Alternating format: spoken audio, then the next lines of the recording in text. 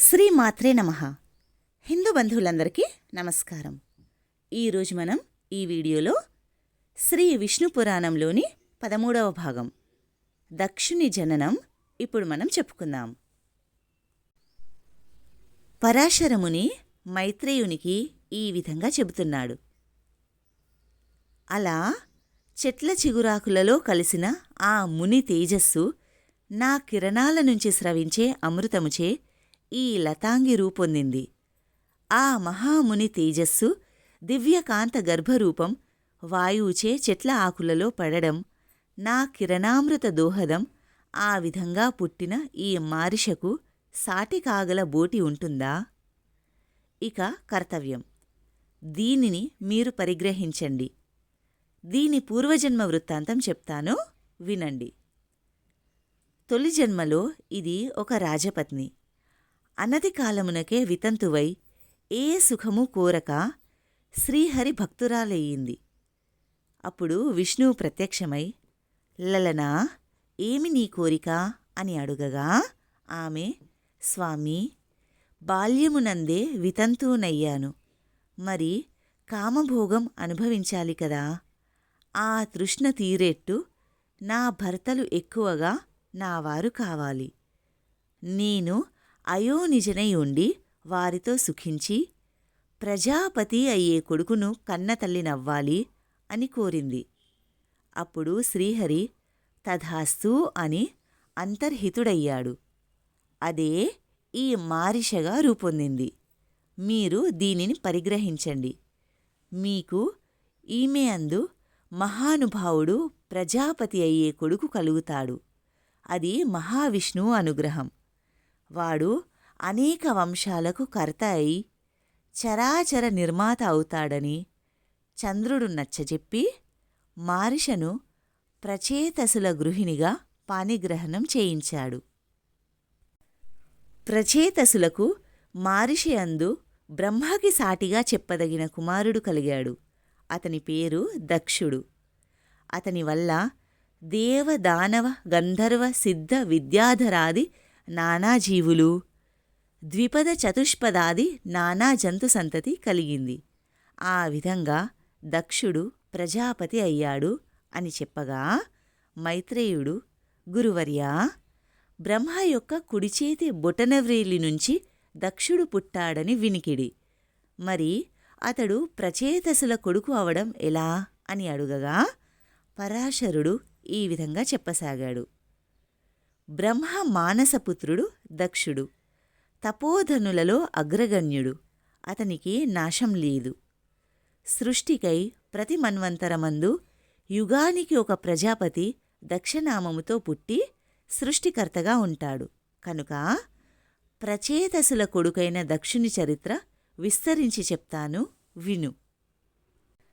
ప్రచేతస పుత్రుడైన దక్షుడు చాలా కాలం శ్రీహరిని ధ్యానిస్తూ అసాధారణమైన తపస్సు చేసి ఆ దేవుని వల్ల చరాచర భూత సృష్టికి కర్తగా వరం పొంది బ్రహ్మ అనుమతితో ఖేచర భూచరాది భూత సృష్టి మానసికంగా చేశాడు. కానీ అది ఎదగలేదు.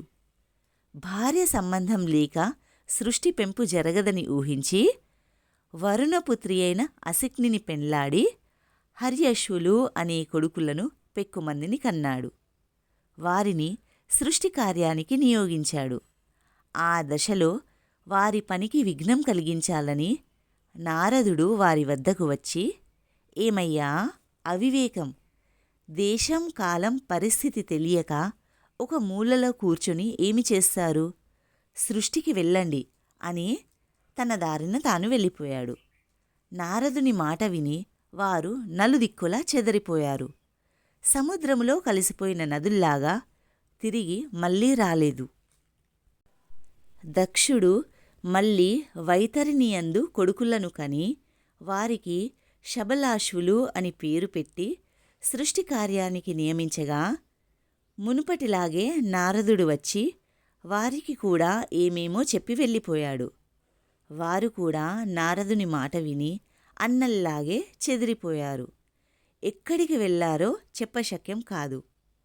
అందరు కొడుకులు పోయి తిరిగి రాకపోవడం ఆ తండ్రికి విచారం కలిగించింది అని వేరే చెప్పనక్కర్లేదు. నారదుని వల్లే ఇలా అయిందని తెలిసి కోపించి తిట్టి మళ్ళీ వైతరిణియందు 60 మంది కూతుళ్లను కన్నాడు. వారిలో 10 మందిని ధర్ముడు, 13 కశ్యపుడు, 27 చంద్రుడు, 4 అరిష్టనీమి, 2 బహుపుత్రుడు, 2 అంగీరసుడు, 2 కృతాశుడు పరిగ్రహించారు. ధర్ముని వంశమున పుట్టిన వారిలో విశ్వకర్మ శిల్ప విద్యా పారంగతుడు. అప్పటికప్పుడు వివిధ రకాల దివ్య భవన నిర్మాణం చేసే దివ్యశిల్పిగా ప్రసిద్ధుడయ్యాడు. ఆ విశ్వకర్మ కొడుకు త్వష్ట. త్వష్ట కొడుకు మహాతపోధనుడు విశ్వరూపుడు. అతని సుతులు 11 రుద్రులు. ఇక కశ్యప ప్రజాపతి సంతతి చెప్తాను విను. అదితికి శక్రుడు, చక్రధరుడు పుట్టారు. చాక్షుష మన్వంతరమందు దేవగణాలలో ముఖ్యులు 12 ఆదిత్యులుగా ప్రసిద్ధులైన వారు పుట్టారు. వారు వైవస్వత మన్వంతరమునందు అర్యముడు, ధాత, తృష్ణ, పూషుడు, రవి, వివస్వంతుడు, సవిత, మిత్రుడు, వరుణుడు, అంశుడు, భగుడు, తేజుడు అని 12 ఆదిత్యులుగా ఉద్భవించారు.